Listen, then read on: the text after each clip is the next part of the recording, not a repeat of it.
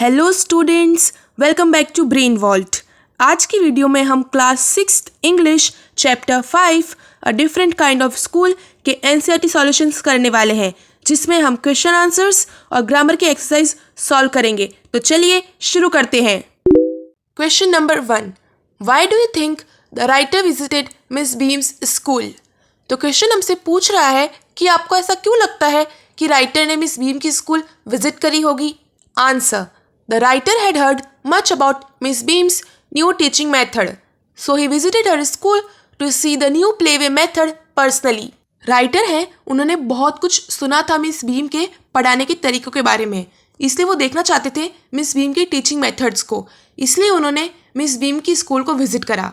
Question number 2, what was the game that every child in the school had to play? तो ऐसा कौन सा game था जो हर बच्चे को स्कूल में खेलना पड़ता था? Answer: Every child in the school had to play the role of being blind, deaf, injured, and lame once in a term. It was a sort of game and training. हर बच्चे को school में एक game play करना पड़ता था, जिसमें उन्हें एक रोल प्ले करना पड़ता था। किस किस का? ब्लाइंड यानी अंधे होने का, डेफ यानी बहरा होने का, इंजर्ड यानी चोट लगने का, और लेम का मतलब होता है हाथ पैर टूटा हुआ होना। और वो एक तरह का गेम था और एक ट्रेनिंग भी थी। Question number 3, each term every child has one blind day, one lame day, complete the line. Which day was the hardest? Y was it the hardest? तो क्वेश्चन नंबर 3 में हमसे 3 सवाल पूछे गए हैं। पहला सवाल में हमें इस लाइन को कंप्लीट करना है, तो चलिए आंसर में हम इसे कंप्लीट करते हैं। One injured day and one डम डे। नेक्स्ट क्वेश्चन जो है वो हमसे पूछ रहा है कि कौन सा दिन सबसे हार्डेस्ट होता था। Answer: being blind was the hardest day, यानी अंधा होना सबसे हार्ड दिन होता था। Question number 3, why was it the hardest? अब थर्ड पार्ट पूछ रहा है कि वो हार्डेस्ट क्यों था। Answer: the student felt that he or she was going to be hit by something every moment. तो क्या होता, बच्चों को लगता जब वो अंधे बनते तो उन्हें डर रहता कि वो हर सेकंड उन्हें कुछ ना कुछ लग जाएगी, तो इसलिए ब्लाइंड होना सबसे मुश्किल था। Question number 4, what was the purpose of this special days? तो क्वेश्चन हमसे पूछ रहा है कि इन स्पेशल डेज का क्या पर्पस होता था। Answer: the purpose of this special days was to give children a personal test of misfortune. They learn to help the needy in society. Such training made them good citizens. तो जो purpose था इन special days का वो ये था कि children समझे कि असली में मिसफॉर्चून यानी बैड लक क्या होता है, वो सीखें दूसरों की मदद करना सोसाइटी में, और ऐसी ट्रेनिंग उन्हें अच्छा सिटीज़न बनाती थी।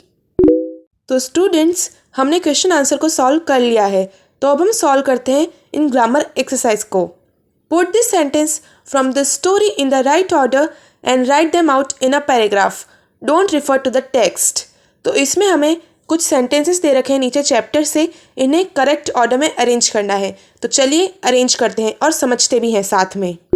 Let's go for a little walk. Only you must tell me about little things. तो चलो एक लिटिल वॉक पे चलते हैं, लेकिन सिर्फ एक शर्त पर, अगर तुम मुझे आसपास की चीज़ों के बारे में बताओगे। I shall be so glad when today is over. मैं बहुत खुश होंगी जब आज का दिन ख़त्म होगा। The other bad days can't be half as bad as this. और दूसरे बुरे दिन इतने भी बुरे नहीं होंगे जितना आज का दिन है। Having a leg tied up and hopping about on a crutch is almost fun I guess. पैर बंधा होना और बैसाखी के साथ इधर उधर घूमना फनी होगा। I don't think I will mind being deaf for a day, at least not much. और मुझे लगता है मैं बहरा होना पसंद करूँगी, वो चीज़ मुझे इतना परेशान नहीं करेगी। तो स्टूडेंट्स, अगर आपने पिछला वीडियो अच्छे से समझा है तो आपको याद आ रहा होगा कि कौन सा पैराग्राफ है, तो जल्दी से कमेंट में बताइए। Match the words and phrases with their meanings in the box below.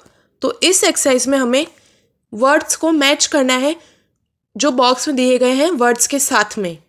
Home sick, wanting to be home यानी घर की याद आना। Practically, almost. It pains me, it hurts me यानी दर्द होना। अप्रिशिएट, अंडरस्टैंडिंग द डिफ़िकल्टीज यानी डिफ़िकल्टीज को समझना। थॉटलेस, नॉट वेरी केयरिंग यानी careless. Exercise, test the strength of यानी किसी चीज़ की स्ट्रेंथ को टेस्ट करना। रिलीफ, अ वेलकम चेंज यानी एक अच्छा बदलाव आना, गास्टली, टेरिबल यानी खतरनाक और या इसे डरावना भी कह सकते हैं हम। Reward this lines from this story यानी हमें जो ये लाइन्स सेंटेंसेस दे रखे हैं इन्हें रीवर्ड या फिर रिफ्रेश करके लिखना है। तो चलिए इसे भी जल्दी से सॉल्व कर लेते हैं। I had heard a great deal about miss Beam's school. The writer had heard a lot of praise from people about the different teaching methods at Miss Beam's school.